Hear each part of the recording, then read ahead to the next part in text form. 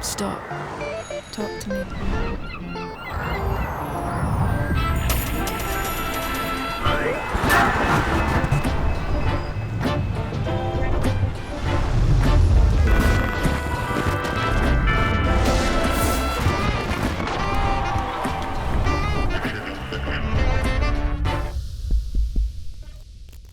Okay, Crystal. Hi, Grant. How are we today? We are good, I think. Yeah. You know, we have a really interesting conversation today with Molly Glynn Puryear, who is the head of Malashock Dance Company. And this conversation is going to be a lot of fun. I think we're going to talk a lot about their work with our Healing Through Arts and Nature work. And we're going to get some insights into dance. You and I are not actually going to do any interpretive dance. Come on. Maybe Just later. a little bit? Maybe Okay. later. Very Maybe good. later. Okay. Right. But yeah, I think Molly really brings an interesting perspective to some of the work we're doing. Yeah. I met Molly on the day we announced the Healing Through the Arts and Nature grants.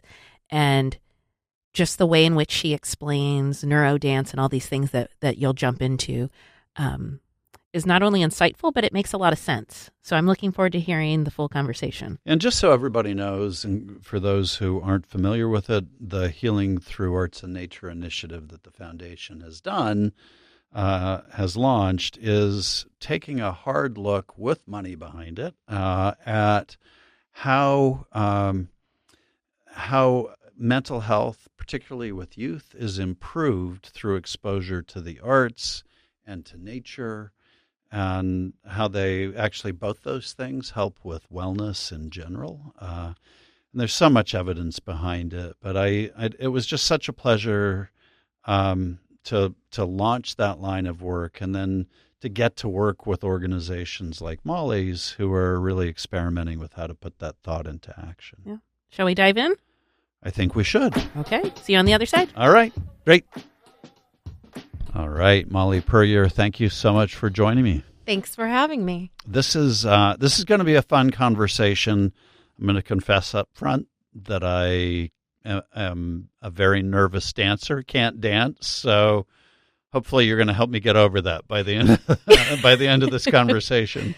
Definitely. My advice to you is that humans have always danced, and humans will always dance. It's just part of your DNA. Have humans always been embarrassed? Yes. Okay. All right, good.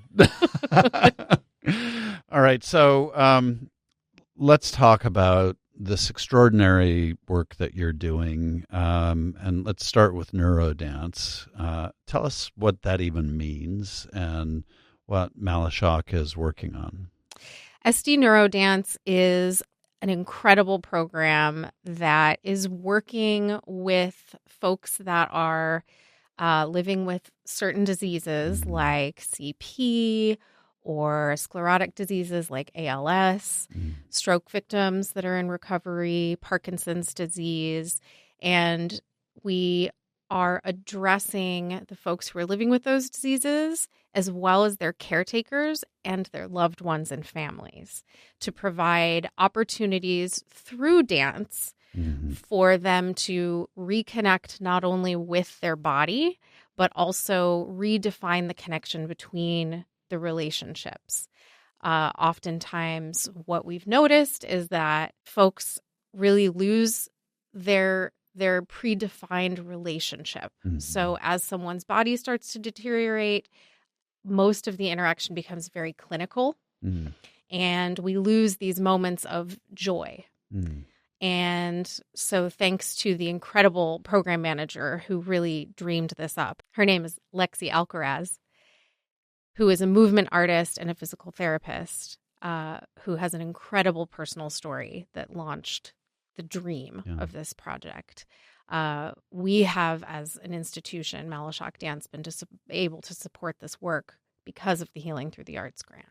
So tell us a little bit about Lexi's personal story, because I know that's important in terms of how this came about. So it's really a beautiful full circle situation. So Lexi I happened to be her very first dance teacher. Oh, okay. So that's where we started our journey together. So she was how old when you... She was a teenager. Okay. Yeah. And her father passed away of ALS. And some of her favorite moments of connection with him during what was a very difficult and fast deterioration were the memories of dancing with him.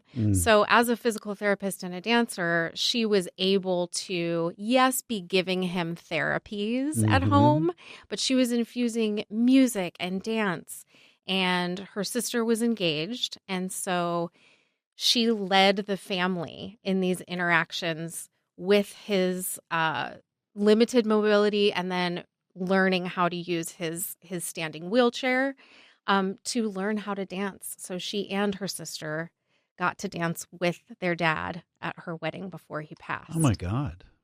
So she knew in that moment that this was an experience she needed to share. Yeah, this was really the culmination of all of her passions, all of her talents, and this really beautiful, deep, profound moment that she found. So did she come to you and say, hey, I want to do this? Or? So she came to me. We were looking at the Healing Through the Arts grant because Malashock Dance had been doing some work with individuals with cognitive disabilities.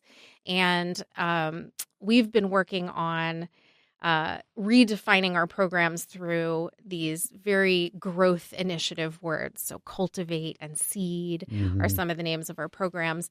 And our artistic director, Christopher Morgan, and I started talking one day about growth is often the roots underground. And it's about deepening your work. And that's also growth. I love that. Yeah. And when Lexi came and proposed working with these very specific conditions and incorporating physical therapists and the neuroscience and lots of scientific research on how dance and movement can be beneficial, we said this is the perfect definition of deepening our practice in making dance an inclusive environment where maybe the most unlikely folks are going to benefit from dance. So when she came and said, this is my dream program, I said, we have a grant that would really be perfect for this. And so we started planning and working to kind of dream up what this program could be. And that's how it started. Did you have any sense for what the benefits could be for participants? There's a lot of research done on Parkinson's disease. So Dance for PD is a really well-known organization with very codified classwork and trainings. And there's a lot of research on how beneficial dance can be really as sort of a therapy. And there's a lot of deep work that's done in expressive arts therapy. But this particular program is more focused on the relationship building and between family members and folks that are living with these diseases. So it's really about finding a pathway to reconnect and find joy and movement outside of a very clinical therapeutic session. So we knew the benefits were there as the foundation, and then we wanted to explore the really qualitative aspect of what this work could do.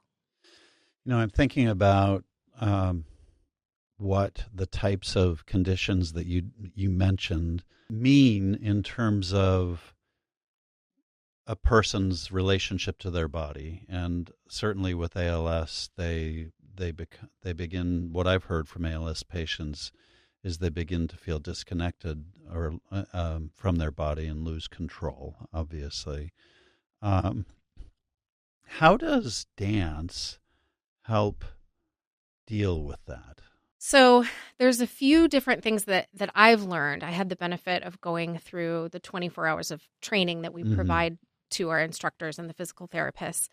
Some of the things that I've learned were about the differences, let's say, between someone who has cerebral palsy. This is the body they've known their entire life. Right. So they're very comfortable. They know what to expect. They know their limits. They know they're used to being sort of pushed and what that means. when we work with, let's say, someone who has a spinal cord injury, that's a really traumatic, abrupt alien situation. experience, Mhm. right? And so in order for dance to really enter the picture, it's really about exploring what your body can do, as opposed to focusing on the limitations or what's deteriorating. It's really about if we can find and define ways that we can lead a dance class, listen to music. We all know that music has such a beautiful, emotional, immediate effect on our mood. And so do things like partnering, mirroring, making eye contact, touching. And so dance really facilitates this safety and a safe space for folks to explore different types of music, but setting it to rhythm, moving, like I said, in unison, really creates cohesion. And one of my favorite things that I learned a long time ago was there was a study done with when armies march, heartbeats start to sync.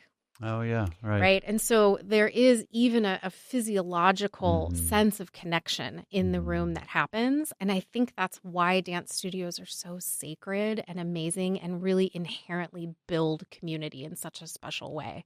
So to be able to invite folks into that magic that quote unquote dancers have experienced their whole life is really cool. I am delighted we're doing this with a video component. I normally don't say that because it like turns radio into TV. But the reason I love it in this context is because people can see how you glow when you talk about this and the sparkle in your eyes, which is infectious. It's wonderful to be around. And I'm looking at, one of the quotes that one of the participants in NeuroDance said, that I feel at home in my body. I'm curious. No wonder you have that glow. No wonder you feel the way that you do. Is that a typical reaction? What have been some of the types of reactions that you've heard from folks who are engaging this? Yeah, it is a typical reaction. People have entered the class with apprehension, right? So as you mentioned, Grant, right? The sort of embarrassment or... I did mention that. Yeah. It's vulnerable. It's extremely vulnerable, even for professional dancers. Dance is vulnerable because it's not a piece of art that you hang up and look over here and here it is. It is you, right? That you're presenting. And so it's really incredible to see just that shift in comfort level with coming in, being unsure. What am I going to experience? Am I going to feel dumb? Or is everybody going to know what to do and I don't know what to do? All those things are very normal. And then at the end of class, people are like, I feel so good. My mood has changed. And so we're measuring some of those qualitative things about people's moods being uplifted.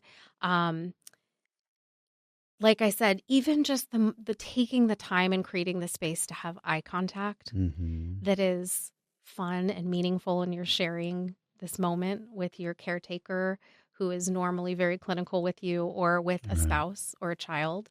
Those are the things that people are reacting to emotionally.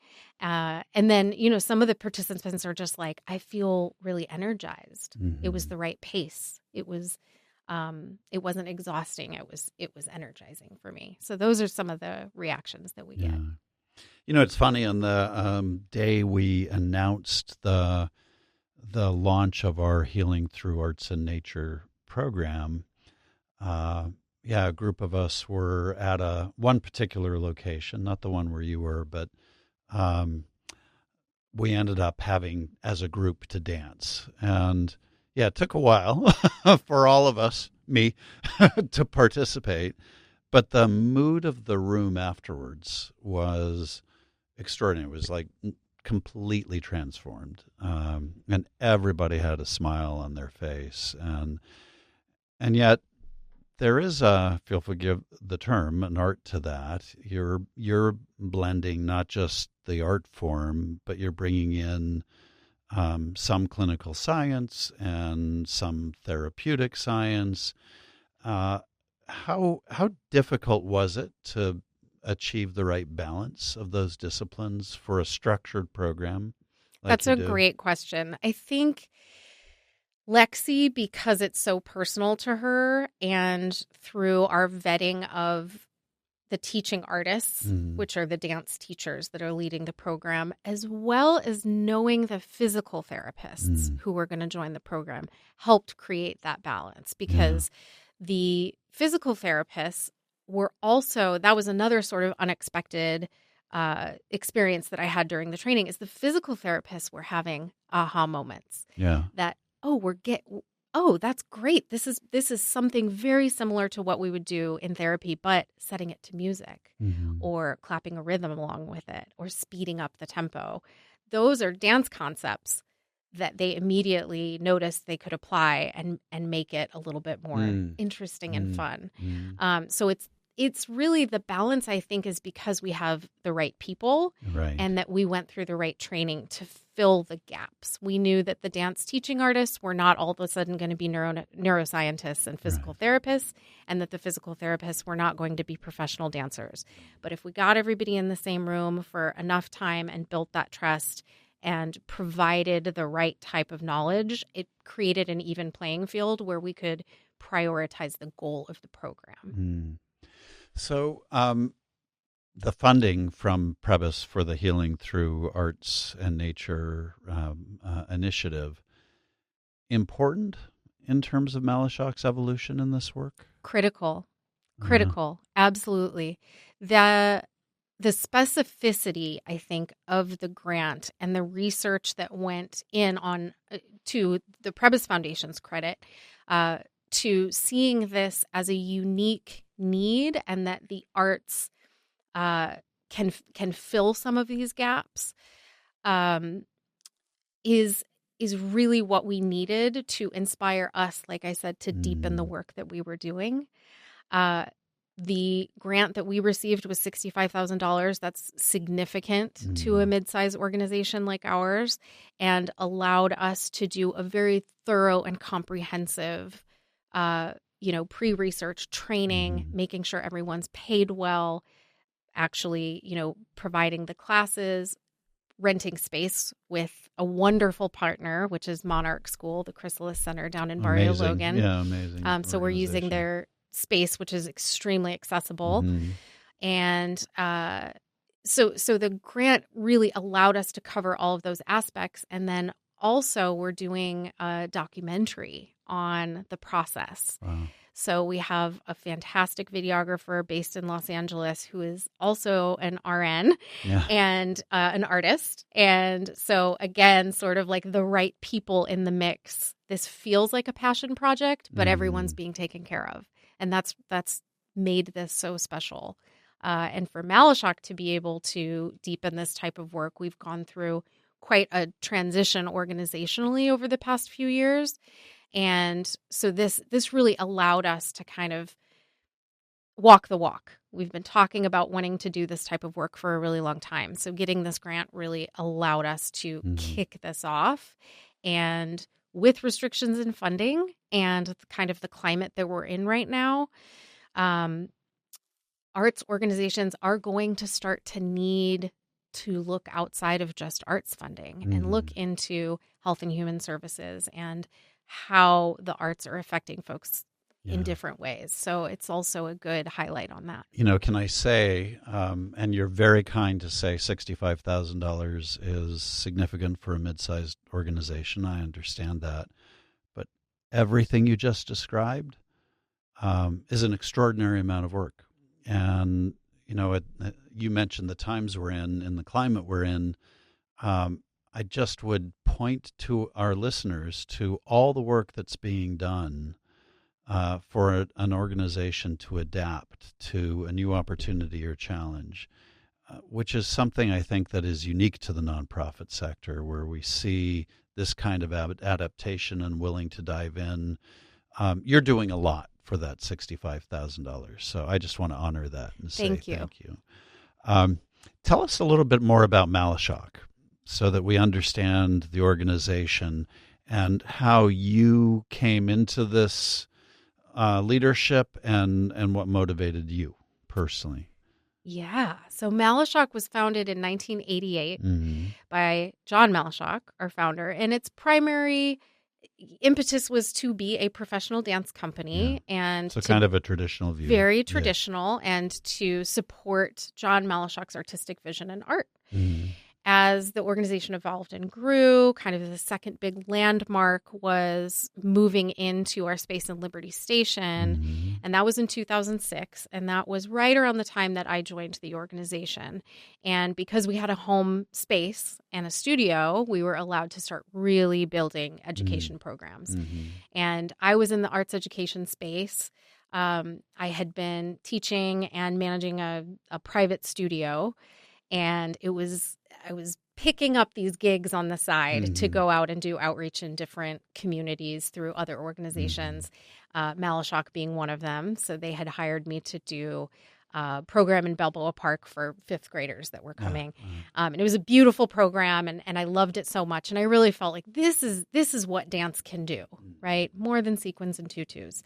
That's all fun, but... There's nothing really against sequins and nothing tutus, against sequins and tutus, right? But really, that was hitting home for me and igniting my passion. With a dance degree, it was like I didn't even realize there was this whole other scope of work that could be done outside performing and teaching, and it really was about community building. And so I was just thrilled when Malashock started to build education programs in a school. And I said, pick me. Let me get a full-time position and let go of all of this gig work and just focus in this place where I felt so supported and connected. And John was such an incredible leader and a wonderful mentor to me. So I was able to take that position. I became managing director, and then John Malashock was awarded a paid sabbatical by the wonderful Fieldstone Foundation. And when that happened, he was gone from the organization for about 4 months.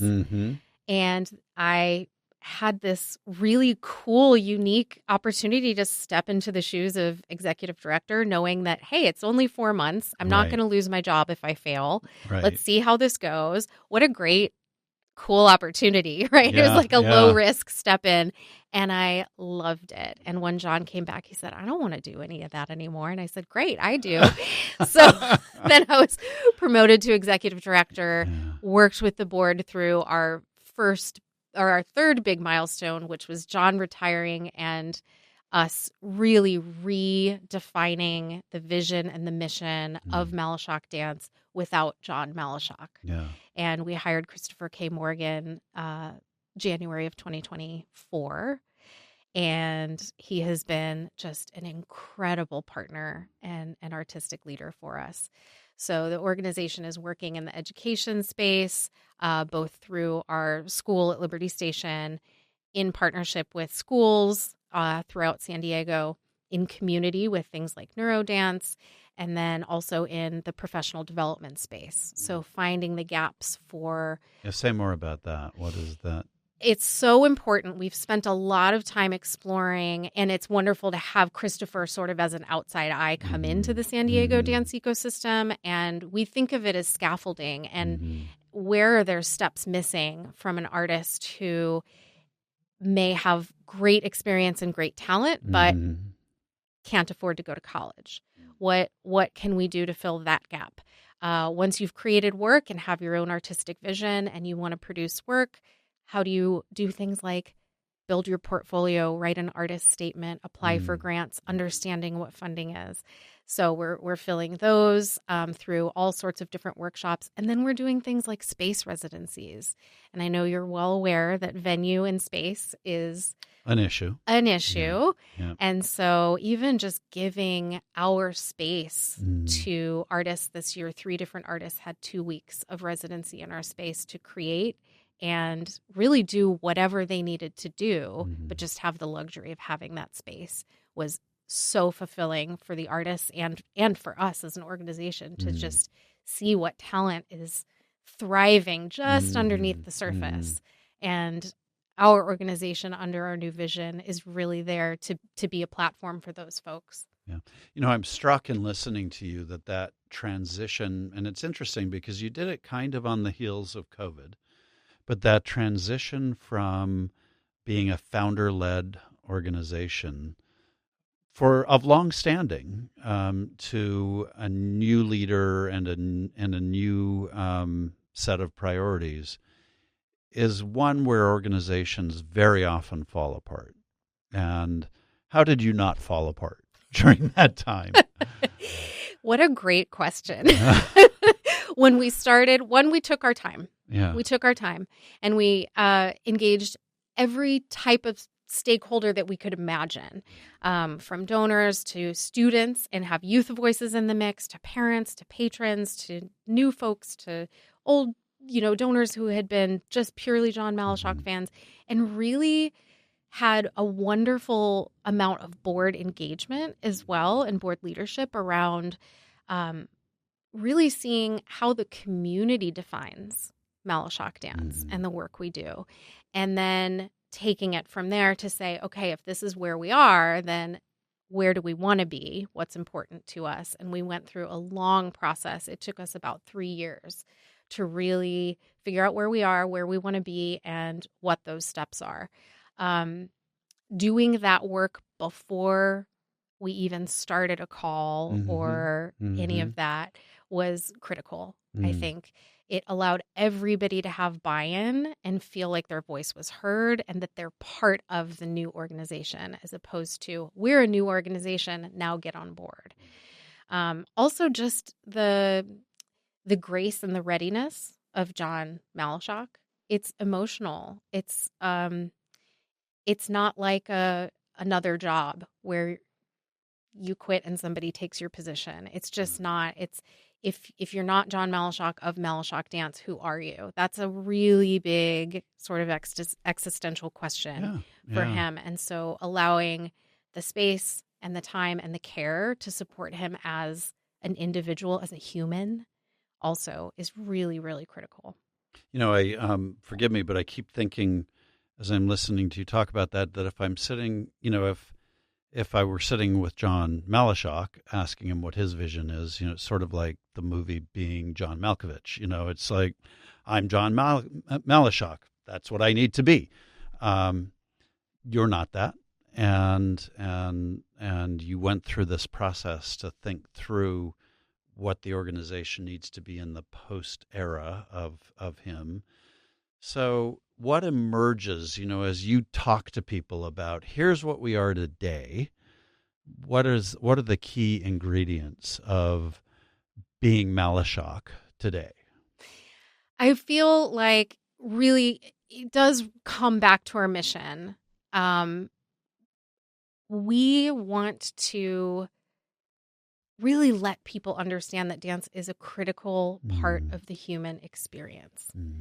It, yes, can seem performative, but it's part of what it is to be human, to dance, to enjoy dance, to participate in it in many different ways.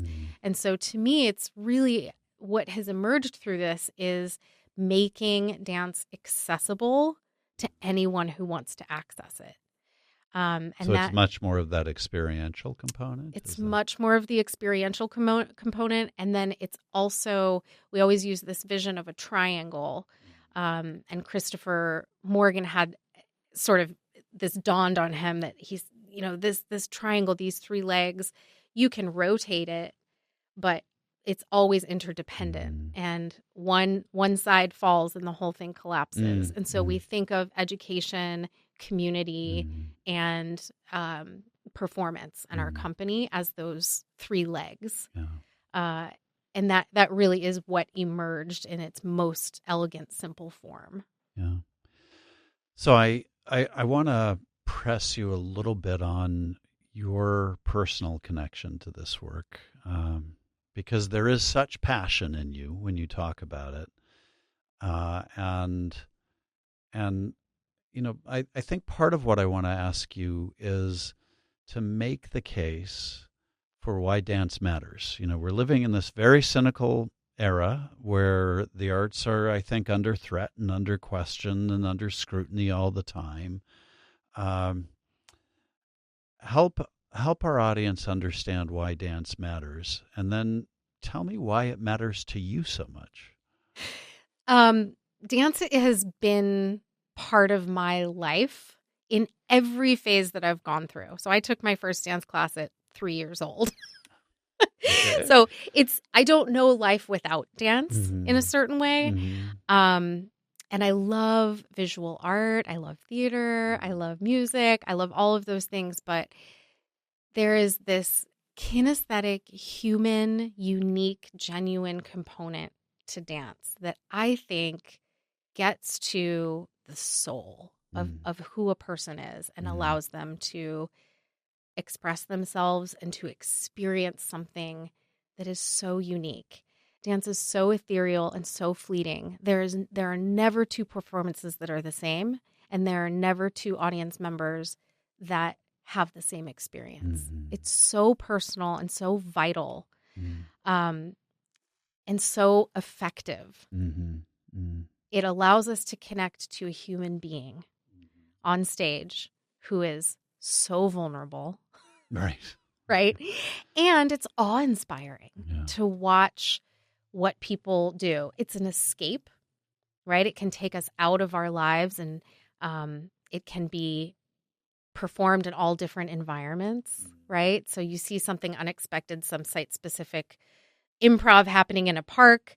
And, you know, we just did the San Diego Airport residency last year, and to see people's surprise as they're walking through the airport and our company is dancing, you know, it's storytelling that completely expands over language restrictions or differences. So it's, to me, that's really why dance centers me so much and inspires me so much. I've seen children absolutely transform and become empowered. There's nothing more beautiful than seeing a child who is proud of themselves, right? If you just envision that, it's so moving. And I want adults to have that experience, right? One of the things that we were discussing earlier, we unlearn joy as we get older, and we stop taking risks and trying new things and be vulnerable. And dance provides this great opportunity for us to get back to our natural state and enjoy the humanity that we are. And I think that's why it's so important as an art form. It's the hardest to fund. It's the most underrepresented. Right now, it's the poorest attended of all of the professional performing arts. So we do need people to show up. When people say, oh, it's such a challenging time, what's something I can do? Obviously donate, but show up and let performers know that you still care. That keeps us going, right? All of us who are working so hard. I'm so glad you said that, because I think sometimes we undervalue the way we can contribute just by being present and expressing support through our presence and our attendance. It's a lovely thought. So thank you for contributing, adding that as well. I am really taken with this phrase you used a moment ago about we unlearn joy. And I think we do. I mean, I think it's part of becoming an adult as you stop coloring outside the lines, you stop thinking you can be an artist, you stop thinking you can write or whatever it may be. And you start feeling the pressure of social expectation, and part of joy, I think, is stepping outside of all of that. Do you find that this is something that you really think you unleash in not only the participants in the dance, but also the people who attend? I do, and sometimes it's not just joy. Right? Yeah. Sometimes it's also courage. It's stepping into something that's unknown and learning something new about yourself. It's a really interesting conversation over a cup of coffee or on the drive home that you never would have had with your partner. Whether you agree or disagree or about the work that you just saw. It's a wonderful catalyst for conversation and thought and reflection. That's great. So speaking of unlearning joy, I want to touch on the federal cuts that are happening around the arts. And while I know Malashock has been very good about managing its resources, and that I think this is right, that you're minimally affected by the cuts that you've seen, at least so far. But do the cuts to the broader arts arena affect you in other ways? Are you beginning to feel the pinch in any way? Yeah, we are minimally affected as an organization, but like I said, a lot of the work that we're doing is focused on being a platform, especially for underrepresented artists and communities. Those are the folks that are going to bear the brunt of these first cuts. So fellowships for individual artists and small grants like the Challenge America grant, those being taken away, the primary recipients of those grants are marginalized communities and underrepresented artists. So in terms of our dance ecosystem in San Diego, the bulk of the dancers and the artists and the working individuals are really independent artists. There are only a few dance organizations that are well funded in San Diego and that can hire dancers with meaningful wages and jobs. So in that sense, it creates more pressure on institutions like us with our very limited resources and a small to mid-sized organization to step in and start filling those gaps and make sure that those artists aren't forgotten in the process, because what they have to say right now is so critically important. Are you worried about any of their voices being silenced for lack of resources?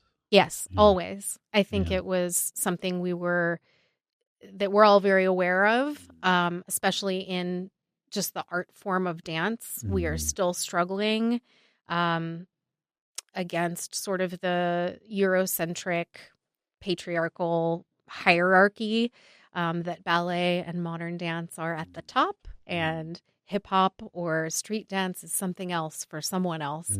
And so I think the art form of dance on the national scene has been doing a lot of work to change that trajectory and to change people's opinions. And I even see presenting organizations bringing in much more diverse companies than they used to.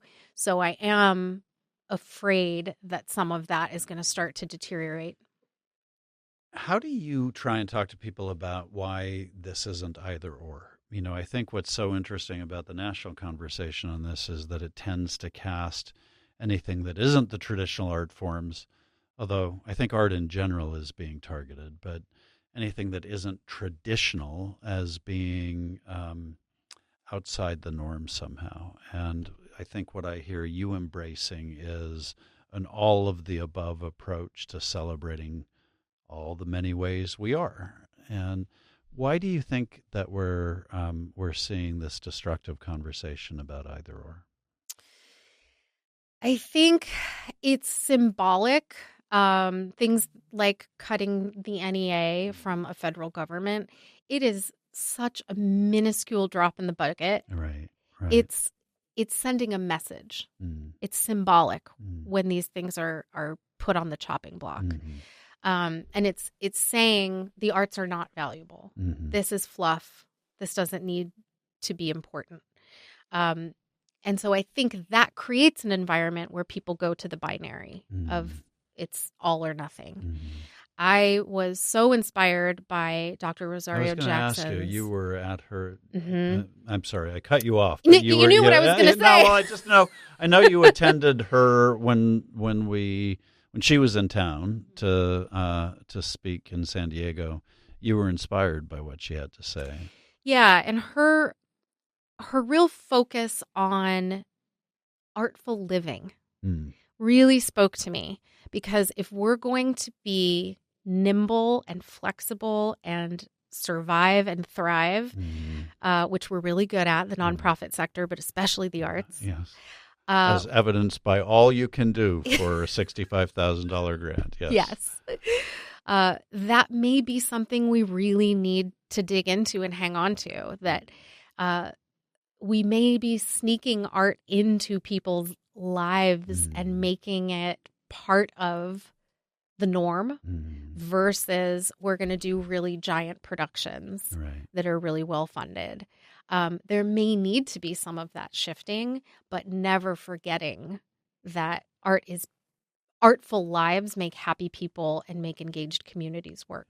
Before we come full circle and talk about that, which I think really connects to the mental health work that you're doing through NeuroDance, what do you say to purists who say, look, that's great, but dance is about dance and putting on productions and having people come and watching the artistry at its apex of performance?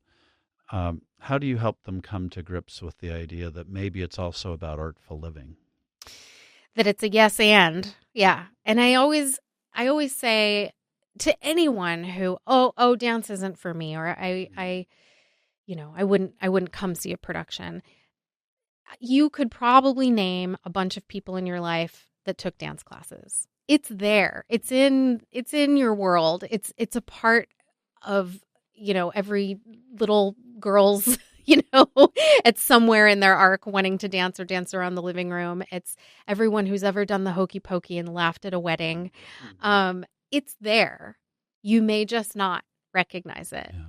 And I think it goes the other way. Folks who are so, and I think it is absolutely a yes and, the talent and dedication and culture of professional dancers is incredible. It's so inspiring. I love to be around it. I love to see it. But if we really want to keep the art form going, we have to work backwards, right? We have to start with community, with honoring traditional dance, right? And understanding the roots of dance and where they come from. And really just lifting up all the different ways that art affects communities, individuals, and that it is an inherent part of bonding. And it's a part of all of our cultural celebrations.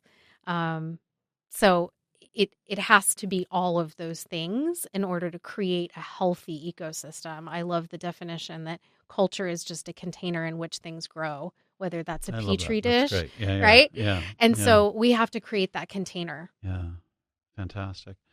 So let's bring this full circle and think about Dr. Maria Rosario Jackson's notion of artful living, which you've spoken to so well just now, and bringing it back to community well-being and mental health. What do you hope people will take away from this conversation in terms of thinking about the art form that you celebrate differently? I hope that people have an aha moment somewhere in there that they have connected with dance and been affected by dance. It may not be on the surface. You may not realize it, but I hope that people walk away with some personal example or aha of maybe a different way of approaching the art form. When you go into a theater, you don't have to get it, quote unquote. You just have to witness it and be there and let it affect you and be open to it and have a conversation about compare and contrast what you liked and what you didn't like. That's okay. But you're going to learn something about yourself as you explore that notion. And it is a critical part, I think, from my own personal experience. I know that it has affected me in so many different ways. Like I said, as a kid, letting me be wild and get all my energy out. And it was athletic and it was expressive. As an adolescent, grounding me, helping me to stay on a really good routine schedule and making incredible friends. It's given me mentors that have lasted a lifetime. Getting a degree opened up all sorts of different possibilities. And then, of course, working in the arts education and in the management space has allowed me. I get to work with the coolest people every single day of my Well, I life. usually say I get to, but okay. Well, we might have some overlap. Some overlap there. Yeah. But really, it is Yeah. just such a fulfilling and meaningful experience to me personally. I want other people to walk away knowing that they can have those experiences too. Which I think is the answer to the last question I was going to ask you, which is sort of what's the actionable agenda for people. And I think I heard go and participate, be present for arts performances, for dance performances, express an interest, and this whole idea of artful living. I really want to bring it back to youth because I think, or to the notion of how we are well in community, and I keep thinking that we live in an age where the answer to everything is either technology or a clinician. So, if you feel that you're mentally unwell, you have to have a therapist, and you might need to, in fact, and you might need clinical attention. But there is also an opportunity potentially to find tremendous power in physicality and art. And as you think about what you want people to take away from this conversation about that, what would you hope they'd remember on that score? I think coming to things with curiosity is so important. Just stay curious. Children inherently are more open and curious about trying things. And believe me, I've walked into middle school classes in schools with a bunch of boys with their arms crossed saying dance is not for boys. And by the end of an hour, they've changed their attitude. It's totally possible for adults to have the same experience. And when you're talking about, going to therapy or, of course, I'm a huge advocate for mental health. And I think that giving yourself the time and the space and empowering yourself to be, as one of the participants said, at home in your body is a practice that will allow you to absorb, reflect, and amplify maybe what your therapist has been working on with you. Fantastic. Well, I love the admonition for us to be curious and to be open, to find a way to be at home in our bodies, I think is also a beautiful thought.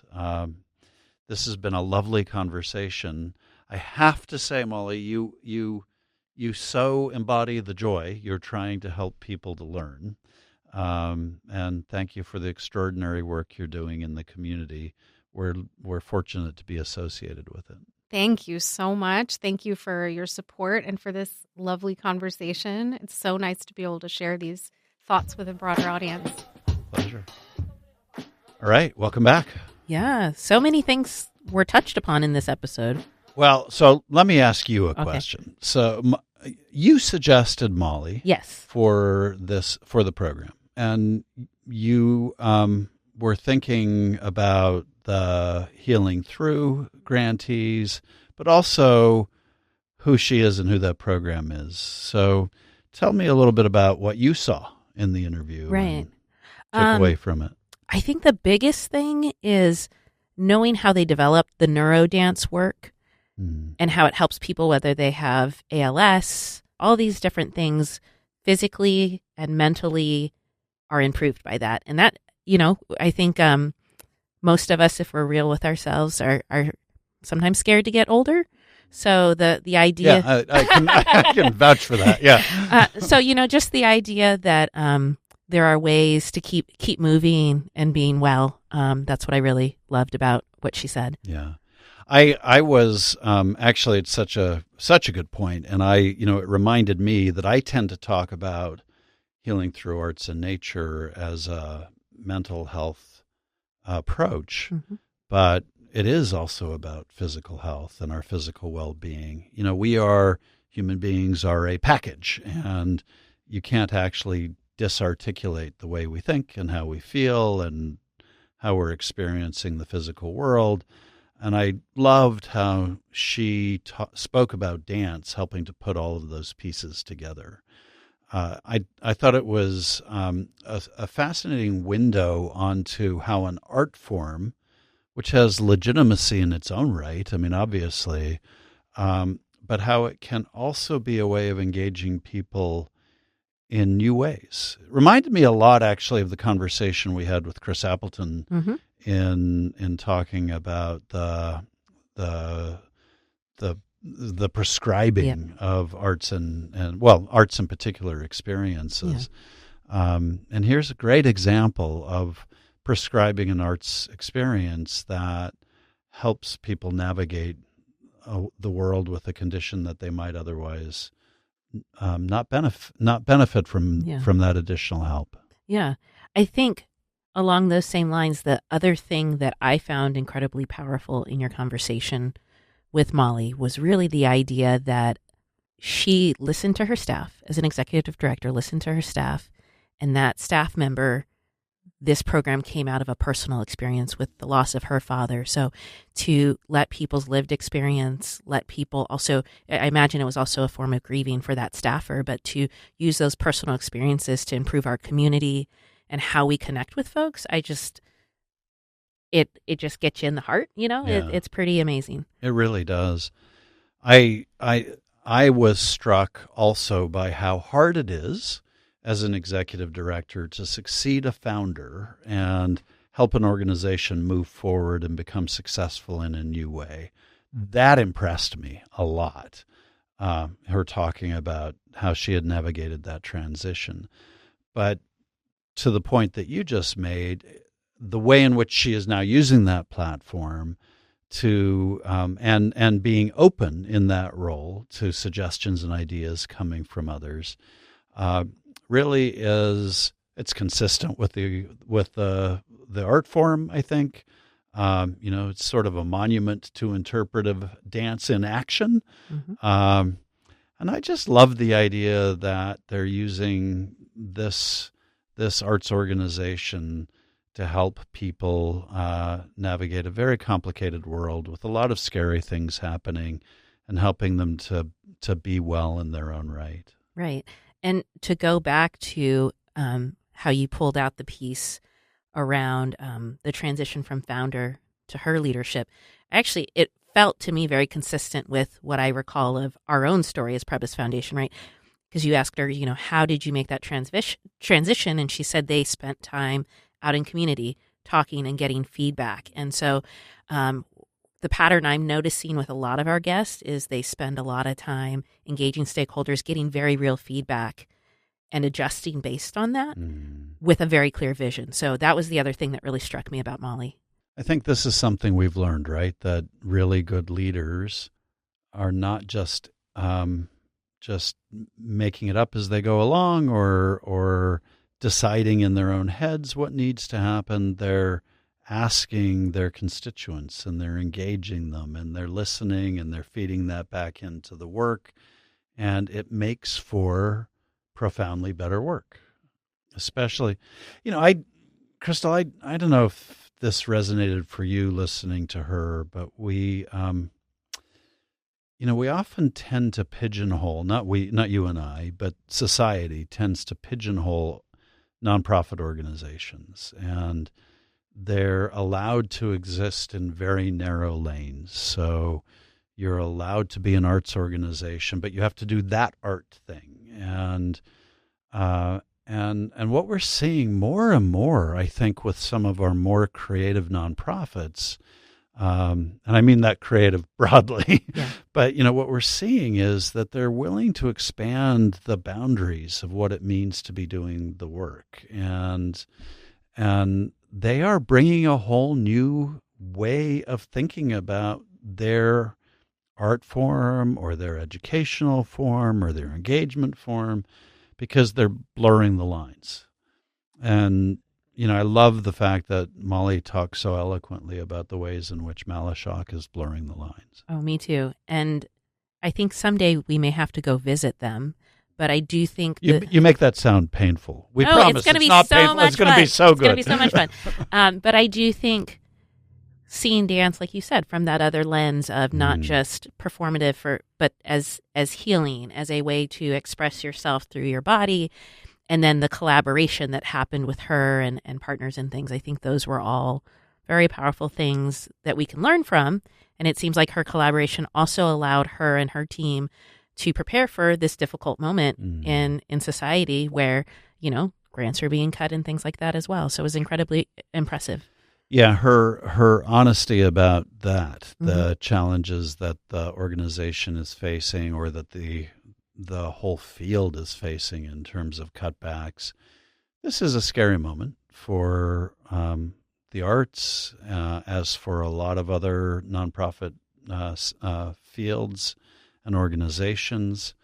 But I think what I am impressed by is the focus that Molly had on continuing to do the work, continuing to establish value. And I think, again, continuing with our theme of we do what we can control, she's modeling that in her organization by focusing on the things that are important to Malashock and to the people that they're working with. Yeah, and I love that, and I hope they continue that work because I think there's a lot we can learn alongside them as our grantees, but there's also a lot of benefit for San Diego overall in the work that they're doing, What keeps coming up for me, or kept coming up for me in the interview, was the connection between our Healing Through work, which is really all about reconnecting people with sources of joy and inspiration, and how Molly spoke about dance as an art form doing that. And,